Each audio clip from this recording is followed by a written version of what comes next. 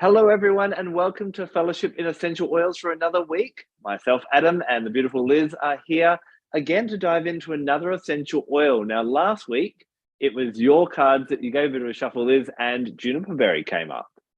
Hello, Adam. Yes, Juniper Berry.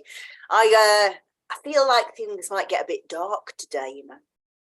I often refer to Juniper Berry as one of the oils of the darkness as well. And hey, just to put me in an uncomfortable position, I have to sit on the floor because if you're watching the video, Aurora, one of my cats, decided to sit on my comfy chair. So I'm ready to dive into Juniper Berry and sitting on the floor today, roughing it. But let's dive in and let's talk about Juniper Berry. How do you, it's not one of the oils you use a lot in your practice, is that right? Yes and no. I have a restricted number of uses for it, to be honest. Yep. But I use it for very specific things. So I'll talk about the physical side first, and then I'll go more emotional, spiritual after. So physical body, really, I got two main areas I use it for. Completely stolen from my mum. She always made an ointment which was extremely famous in its time of lavender and juniper for rheumatism arthritis. So we used to, this was predated being able, you were allowed to actually put arthritis on the label in those days. And we used to say, right, the lavender soothes the pain, the juniper breaks down the uric acid and flushes it out the system. And I think that is the overriding theme really with juniper, that it is for detoxification. And so the other way that I use it is for edema, so any kind of fluid retention, whether that be puffy eyes, cellulite, edema after an injury, any kind of sort of water retention. You could use it for like PMT bloating, although I prefer fennel, but that kind of relationship with water. And that's me done, really. That's me for juniper. Yeah, overall, you know, I must admit, it's a bit of a specialist oil as well, where I would definitely go for it for certain things. For overall, you know, you're talking about the uric acid, but interesting, like the kidneys and urinary issues, it can be quite supportive in helping that to get back into balance, and if there's any kind of detoxification needed there. But and this kind of lingers between physical and going a bit deeper, where Juniper Berry has been foolproof for me is night terrors with children. There is not a single child when this is not a couple of drops of this in a carrier oil or a carrier cream rubbed on the soles of the feet within like straight away. Next night, they're fine. And it's been absolutely amazing that I've used it for year after year after year. And I'm always nervous that I'm going to get this, you know, someone's going to break my unbroken record. But no, it's really, really powerful for that. But interestingly, on the other hand, people that don't get night terrors, and this is where I love Juniper Berry. I use Juniper Berry every weekend. I will rub it on the soles of my feet and it increases my dreaming. I can see how that's have more dreams. Yeah. It used to be my number one. I must admit that Gardenia essential oil that I got my hands on recently, about a year ago, has actually makes me dream more. But yeah, Juniper Berry is along with that, Buddhawood, vetiver, and Blue Lotus can also make me dream, but Juniper is amazing for actually more vivid, more lucid dreaming. So just to touch what you said about the kidneys, I absolutely agree with this relationship with water. It would be contraindicated in somebody who had profound kidney problems. So if you were having dialysis or something like that, because it has such a strong effect on the kidneys, then we would say, no, don't use it. And for the same reason, because it has this deep effect on water, not suitable for use during pregnancy either. Because we certainly don't want baby's water disappearing. No. Really interesting what you say about night terrors. So I'm going to give a bit of a trigger warning now. So I'm going to talk about my past history as somebody who has lived in a domestic violence situation. So if somebody is in that situation and thinks they might not like this, have a look at this description. I will. I'll put a description in the description when I finish saying it so that you can come back. So I am a survivor of domestic violence, and when I say that, this was the worst kind of person. Bear with me a second, my dog's about to just make all sorts of dodgy noises. And yeah, I'll say periodically, weekly, I would be battered to a pulp, and it was a coercive and controlling relationship. And my coping strategy that came from that was I began to disassociate. And one of the ways that I use Juniper is as a tool for disassociation. So, but what I mean by that, if people don't know what disassociation is, imagine that you are in a situation where you just can't deal with the reality of it, but you can't run away. So your mind runs away, and it is a tremendous skill to be able to have, but it is quite dangerous to do. So I don't say to do it, but a lot of people who've been in abusive situations do begin to do that. Now, if we think about how old the evergreens are, the junipers, the conifers, the spruces are very much sentinel trees, and all of them have their own sort of profound role within the environment, but obviously predate all of us. And one of the things that I found that were very useful to do, even after the relationship was over, I would still disassociate, and it took me a long time to stop doing it. I wasn't doing it on purpose, but it was the way that I dealt with stress, and a lot of people do this. And one of the things that is very difficult to do when you disassociate is to come back into your reality in your body. So what I found was extremely helpful to me was to use a juniper to help me to disassociate into a forest where I was protected, and then be able to come back from the forest into my body. So if somebody suffers from that kind of thing, or some kind of psychosis or paranoia or genuinely fear, juniper is extremely good for that sort of protective thing. And it's interesting that you say night terrors, because that's, you know, that's basically I'm talking about the waking version of your daytime version. Yeah. And interesting that you said fear there, because for me, Juniper Berry is probably the first oil I'd recommend for anyone dealing with any type of fear. So I would go spikenard for that, but I can see what you mean. I think that the energies are different. Spikenard brings you down into your body. Fear is, well, juniper moves you. I can see both ways of doing it, depending on how your body reacts to things like that. But I remember you saying before about it being an oil for empaths. So I'm going to ask you to talk about that first before I talk about my next bit, if that's all right with you. Of course, yeah.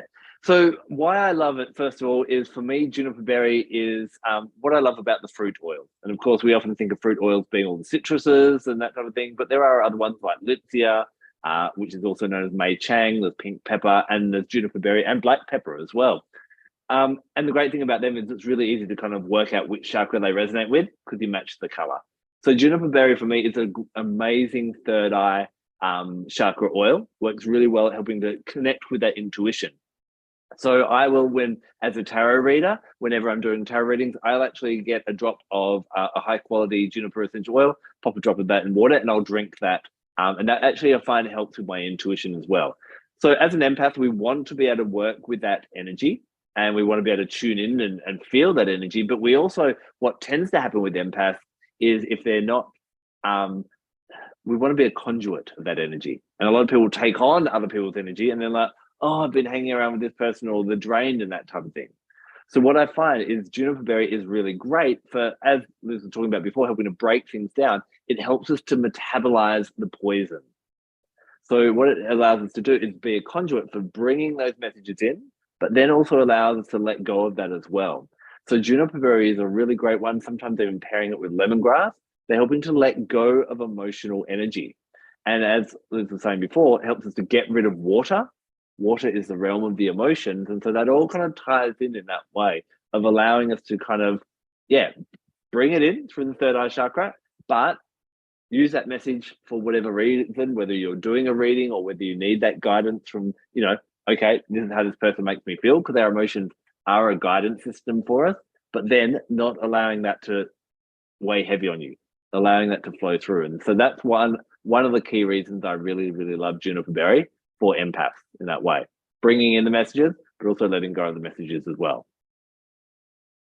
Exactly right. That's kind of the avenue I was going to go around, really. So revisiting this awful relationship, and to be clear, it was not my husband now and not my first husband. There was one in between who was a bad person, terrible person. And I can remember meeting him, and we met in a pub where he was a manager, and I can still see the very second that he gave himself away, and I didn't listen to my body. So he had said something about a past girlfriend that he'd been with, and he said, oh, if she disagrees with me, I'll knock her into shape. And every part of me went, don't like the sound of that. And then everybody was laughing around me, and I just thought, no, you're being oversensitive, And then he said, oh, I only do it. And I did say, you can't say that. And he said, I only do it when she asks for it. And everybody again laughed. And it was like, no, you're definitely been oversensitive, leave it. So that was in the April. In the October, he hit me the first time. But the point of saying this, what it is, that we spend so much time saying, I am an empath. It's a really bad thing. I take on all of this energy all of the time. So I am like astrologically born in the week of the empath. I am just like a suction. But that day I threw my superpower in the ashtray and ignored it. Whereas, and I've never let go of that, because I always think, you should have observed that. And I see so many people going around going, oh, I'm going to clean my aura. I'm going to shut everything down. I'm thinking, that's like throwing custard over the invisible man, just don't do that. This is your superpower. But as you say, learn to channel it, learn to be able to master. That's yours, that's mine. That's very Piscean thing, isn't it? That's yours, that's mine. But also, I'm going to listen to my gut, because it nearly got me killed not doing it. And so from Juniper's point of view, it's very much about the shield. Your aura is shielded, but you also don't close everything down. You are protected, you are cleansed. Everything about Juniper is about cleansing, but it also lets enough through to go, listen, we're telling you stuff, listen. What's the point of honing all of these psychic abilities, which is what you're using essential oils for most of the time, really? What's the point of doing it if then you don't listen? So that would be my overall arching thing to say about Juniper. It's a shield, but it allows things to come through. Which really, for me, I find it's, I've said it before, earlier in the chat, that I call it one of the oils of the darkness. So in our book, Gifts of Essential Oils, I kind of made this discovery that when you look at each of the oils and where they come from on a plant, you can kind of connect it to a different element. So the fruit oils, we connect with the element of fire. Now, fire, a lot of people will sometimes think, oh, that's about destruction, but also it's about regeneration and transformation, and quick transformation as well.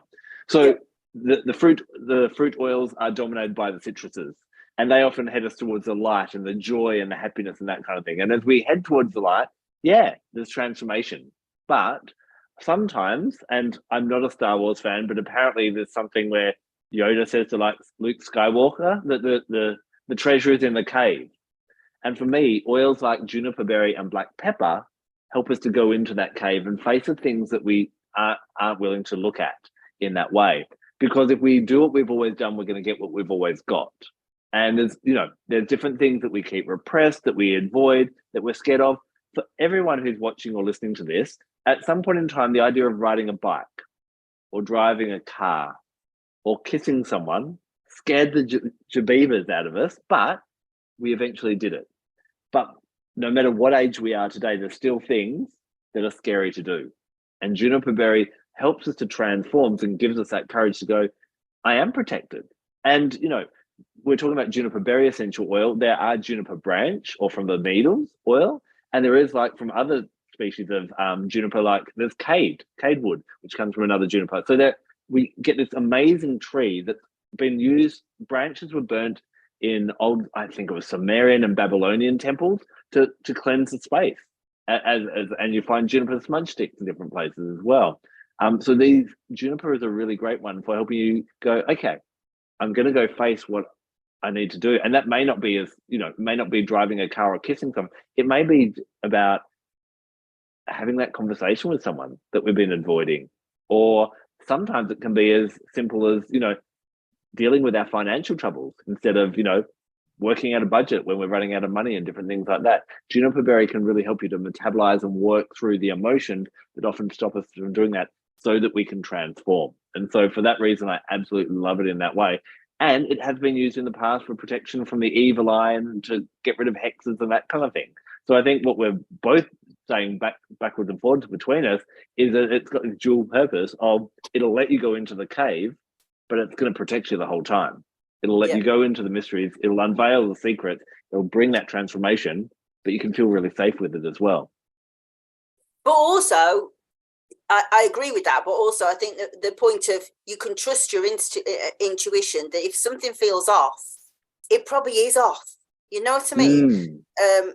We spend so much time saying, oh, all of this stuff is good and we're going after all of this good stuff. No, not everything's good. Not everything's good at all.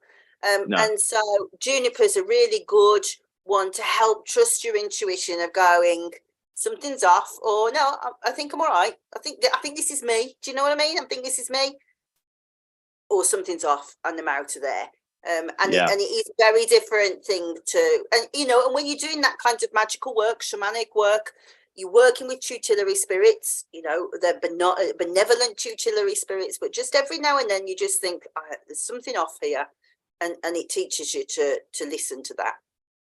Yeah, very much so. Well, I just want to go off on a slight tangent for a second and kind of pass on a message that a great clairvoyant passed on to me once. Is, I don't know if it's happened to anyone else, but someone used to keep saying, oh, you're so psychic, you're so that kind of thing. And you're like, yeah, but I'm not seeing visions and I'm not getting anything like that.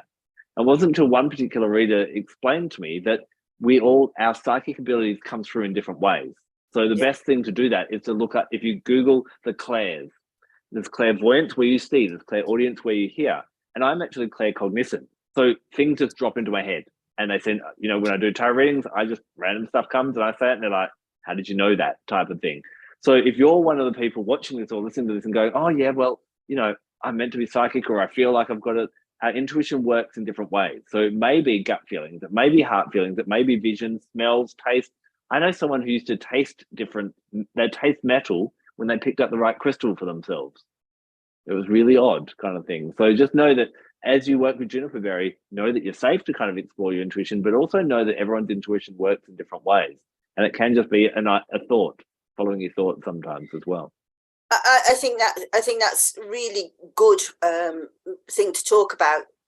Agreed, I'm claircognizant, but clairaudient, but clairsentient, so I feel things in my body. So like listening to my gut, when I say I listen to my gut, I actually do. I can feel it, like my anxiety just kicked in and there was absolutely no reason for that. What just happened, and so when I was talking about disassociating earlier, I can tell you that the disassociation sounds like a whirring of a fan, like a static sound. And it's colour blue, so not everything is like linear as what we're talking about. When you're talking about like a psychological, that's like neuro-linguistic programming really, isn't it, to give things colours like that. But so just don't think, oh yeah, quite right, I didn't see a vision. No, that's not that many of us do. No, yep, for sure. Yeah.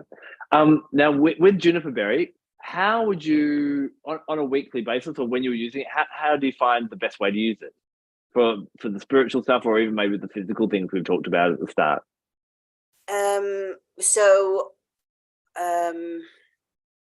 I use it, inhale it mostly. Again, I always have like an aroma pendant on, just like one drop, and have it like that. But I also have it in my bath a lot. So after I've been to like dance classes, to clean out all the muscles, I just, and you know, you just have this lovely sort of cleansing of your aura while you're in the bath as well. So mainly that. But like I say, mum always used to use it in ointments and lotions. So she would have like a blank ointment that she would make, and just like the lavender and juniper, so that you could rub it into the joints where it was hurting with arthritis. Lotion for rheumatism into the muscles. You know, just nothing really complicated, to be honest. Just very simple applications. How do you use it?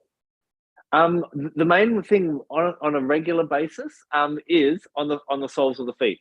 3 drops with a bit of carrier oil on the soles of the feet. I've got a bit of a tradition. That's my Saturday night tradition. It is your thing, isn't it? I've noticed that. Yeah. Yeah. Yes. And so I'll do it Saturday night. I put a different oil on my feet each night for different things, whether it be, you know, getting deeper sleep or supporting my immunity. But occasionally I'm like, well, I can afford to have a bit of a rougher sleep and with a bit more dreams, because Sunday, you know, supposed to be a day of work rest anyway, don't have to be totally on point. So yeah, I'd really encourage anyone who's got Juniper Berry, give it a shot tonight. And I'd love to know in the comments afterwards of like, did you notice any difference? Did it bring up more dreams or that type of thing as well? Yeah, it's a really interesting way to work with Juniper. Just thinking about how to use it for water, I probably will use it in a massage or thinking about it. So if somebody had got retained water, or if somebody had got a really swollen ankle after twisting it, I'd probably use it as a compress. So a couple of drops on a cold compress on the ankle. Yeah. But I just also want to make a point about Juniper in terms of if you're making something for the future. So I often talk about IFRA, which is the International Fragrance Regulation Authority or agency or something. They deal with what's safe to put on the skin for like perfumery and stuff like that.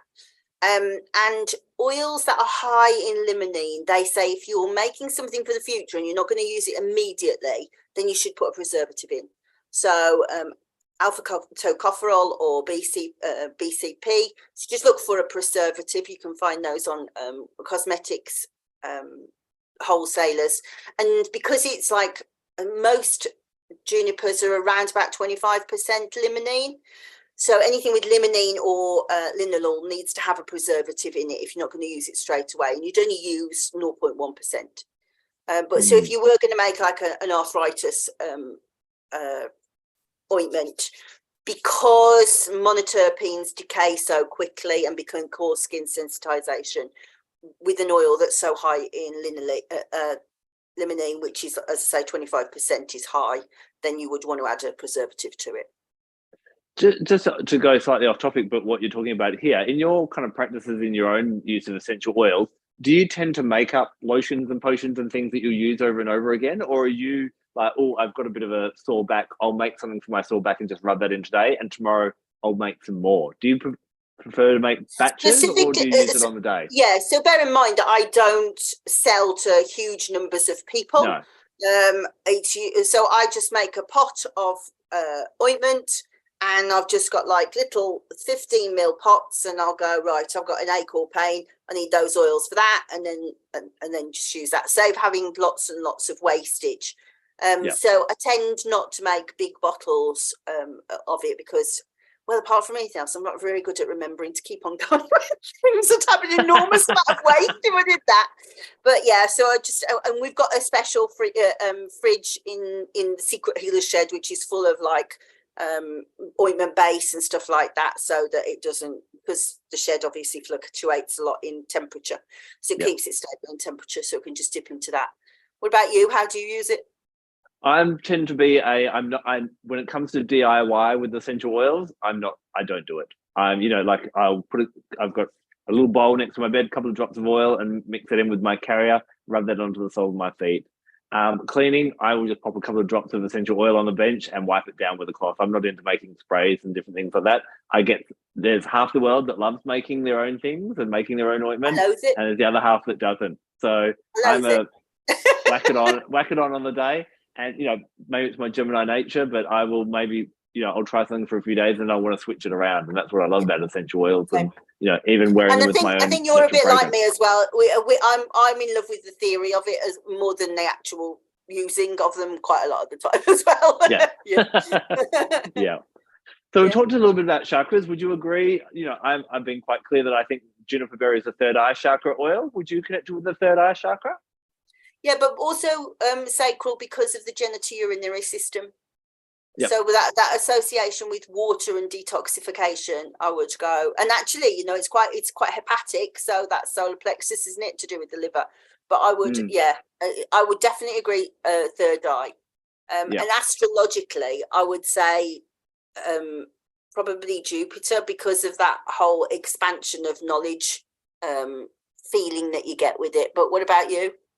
For me, astrologically, I put Juniper Berry with Pluto and the Scorpio kind of energy of going into the unresolved. We know that Scorpio governs the sex, death, and taxes, all the things we don't want to look at or talk about or keep hidden and that type of thing. And obviously, Pluto being far out in our solar system, it resonates with what's deep within us as well, which is quite interesting, quite timely. I just thought that next week we actually have, on the 1st of May, Pluto goes into retrograde.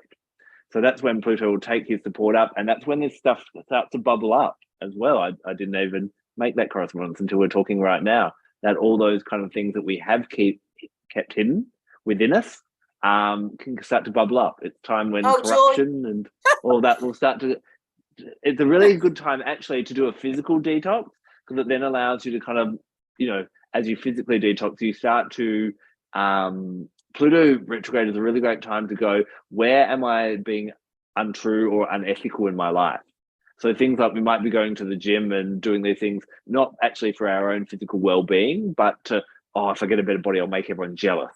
Or where we're doing things that are not quite, it kind of, Pluto retrograde brings up corruption in ourselves. And so the blessing of that is we end up living a more authentic life of going, this is who I truly am.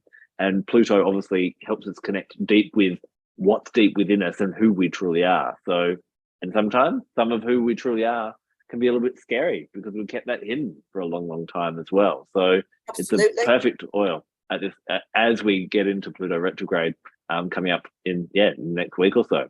So Pluto and Scorpio, and I do think it's worth offering that kind of warning up, isn't it? Really, everybody talks about Mercury retrograde. I'll talk about Mercury retrograde in a little bit as well, but we're fully aware of the challenges of things like that, but actually your computer going wrong and your traveling plans are not anywhere near as disturbing as your shadow coming face to face with your shadow. And if you aren't aware of these things happening, this can feel like it's really, I just don't know what happened to me. I feel like I'm losing the grip a bit, And so don't be surprised if you do notice that happening over the next few weeks. And presumably it's going to happen on a global scale. It's got to do that. It's a generational planet. And so we're going to see some quite hostile stuff, I think, on a global scale from it. It can be, and each of the retrogrades obviously bring up a challenge. But what I love about this, whether you're looking at a birth chart or whether you're looking at a retrograde, is a challenge shows us where we have room to grow, where we have lessons, and thus we evolve and ascend. So the retrogrades bring these different lessons. And what I love, Mercury retrograde happens 3 to 4 times a year for a few weeks. It's primarily about the conscious mind and how we express that. It's kind of a throat chakra retrograde. So it shows us, where am I not communicating clearly? How can I improve in that? How can I become a better communicator? And so it's a really nice time to each retrograde. Everyone like throws their hands up in the air and goes, oh, it's chaos. I'm like, no, it's school time. You're about to do a course. You do short courses in Mercury retrograde, and a lot of the other ones we do, a long course of 3, 4, 5, 6 months, where we go, okay, let's have a look at this and let's deal with this and become better, rather than, and that's where astrology and essential oils, I think, come in so beautifully. Astrology gives us the weather forecast for what we can expect on an energetic level, and then we have our essential oils to help us navigate through that. So, Pluto retrograde, once, look into it. I'll be talking a lot about it in social media next week. I think it's next Monday it actually happens. So my newsletter and all my social media will be about Pluto. Know what to expect, experience it, and then know that whatever is happening up in the heavens our Mother Earth loves us, and she has things on this earth to help support us through all our challenges in the oils and crystals and so on. Agreed. And as I say, with the Mercury retrograde, that's I'm going to shamelessly go into my plug now. Next, on the full moon, obviously we will still be in Mercury retrograde. But one of the themes of Mercury retrograde is that it takes you back to look at things again, things that weren't finished. So we will often hear people say, don't start anything new, don't sign a contract, don't do any of those things. But actually, it's like it's an editing process, Mercury retrograde. You know, I quite often leave a piece of work and I'll say, right, I'll come back to it in Mercury retrograde because I'll think, what was I trying to say then? You know, is it clear? And it's a really good time to go over things. And but also, you know, it can make you feel a bit unbalanced, like the world's trying to make things difficult for you. So you do need to learn where to place your attention. So what we'll be doing in the full moon meditation this month, we'll be doing it with Clary Sage, which is ruled by Mercury and the moon. But we'll be saying, right, okay, what have we left on the floor? So if you were putting it in a sales context, what conversation did I have with some kind of lead that I didn't pick up on before? What piece of writing did I get distracted and not finish? In a sales environment, we say low-hanging apples, stuff that's almost there, right, for the picking, that you just forgotten. And Mercury retrograde goes, look again. We'll give you that chance to rework it. So obviously, Clary Sage is about stabling hormones. We know about how inhalation does that. So very good if you're sort of menopausal, postmenopausal, got periods, all of that stuff, but also looking and going, I'm just going to think back. What did I miss? So that's what we're going to be focusing on the full moon. So you're running something. So you're running something on the full moon where people can join you? Yeah. So if you go onto my link tree, you'll be able to book on. It's a meditation. It's group meditation. So we will be using Clary Sage to open that part of our mind up to kind of just look at, well, what did I leave on the floor? As bees, we say, what pollen's under the bush that we could go and get, because still really useful stuff. We need it, you know, and it's goodness that you've left behind. And that's really good work that Mercury retrograde doesn't. Nobody really talks about that. Everybody talks about when the exes come back, and it's funny how I talked about my ex, isn't it, today? That's a Mercury retrograde thing. It's come back into my head. You know, it's 20 years, but he's absolutely in my head right now. And that's very much a Mercury retrograde thing. Yeah. Yeah. While we're doing our shameless self-promotion at the end that we've kind of got into the habit of doing now, I think I touched on it last week, but I do have my 7-month spiritual aromatherapy and astrology course. So if you love what we talked about with Mercury retrograde, I also did a presentation last week that you can jump onto YouTube and watch on my channel as well, where obviously when we were born, Mercury was in one of the planets. And so what tends to happen is I go through, okay, so if you've got Mercury in Aries or Mercury in Taurus or wherever it was, Mercury retrograde will affect you in different ways, and how you can choose different oils and different crystals to actually help you with that. So we'll be going through that 7 months, how to understand your birth chart, how those lessons might be cued off at different times in life, but especially on a retrograde, and then which essential oils you can actually lean into as well. So if that's kind of something that, you know, gets your juices flowing, gets you excited. Some people worry that they don't know much about astrology. From the start, we'll take you through the 101 of astrology. So if you're interested in astrology and would like to know more about it, how the universe works and the energy shifts of the year work, and the course has been designed to actually work in alignment with the retrogrades as they happen throughout this year. So you're learning about it and you're living it at the same time. So that's going to be... Is this the course that you're doing with Vanessa? It is the course, yes, that I'm doing with Vanessa, yes. Brilliant. Absolutely brilliant. I don't suppose you can remember where Mercury is in my birth chart, can you? I can't remember. Not off the top of my head, no. I need to educate you to look at these things before you say them, because yes. They don't stay in my head at all. And I just have to tell you, they're being completely outclassed by your cat behind you. She's performing for the camera. She's performing for the camera. Exactly. A little sweet pea. She's so sweet. She was actually the runt of the litter, and she's absolutely delightful. Oh, she's so pretty. Listen, I want to know how are you going to put me through with the next oil? Okay, well, while we're shamelessly promoting ourselves, you pulled out your cards a couple of weeks ago. So I've got my cards. They're called Magic of the Essential Oils. Very good. Beautiful, colourful deck. So pretty. They go into the chakras, they go into the astrology, they go into the elements. In the guidebook, there's a whole bunch. I'm a typical Gemini. I've crammed as much as I can in there. We're going to give this a bit of a shuffle, and let's see what the cards decide this week. I didn't have any kind of urge to do anything. I was thinking if Clary Sage comes up, that would be quite hilarious, but I'm not going to read the deck. Talk about Clary Sage till the cows come home. Well, we're not going to. We're going to talk about spearmint. Oh, I do like a bit of spearmint. I don't know huge amounts about it. That's an interesting one. Playing second fiddle, obviously plays second fiddle to peppermint, but on my card, book, I blooming hate peppermint. Oh, do you really? On my card, he's also spearmint is a Scorpio and a Pluto oil as well. So we're going to stay in that realm, and maybe that's timely for next week as well. We're in the dark place. We're in the dark place where you and I right now. Oh, well, very good. It has to be dark to see the stars. Well, you need to write a book of your cliches, Adam. Yes. Have you got anything else that you want to say about Juniper? I was going to say Juniper before we go. No, I think overall, I think we've covered it all. It's a lovely oil. Get it out there. Get it around you and on you, and experience the magic of it. And we hope that what we've shared with you this week has inspired you to work with it a little bit more. Just before we go, I just want to say, make sure you check out our link trees that are in the description. So everything we've talked about today, you should be able to see. But also, I just want to say thank you to all the people that are commenting and sharing in groups and stuff like that. It's really helping us, and it's tremendous for our self-esteem. So thank you.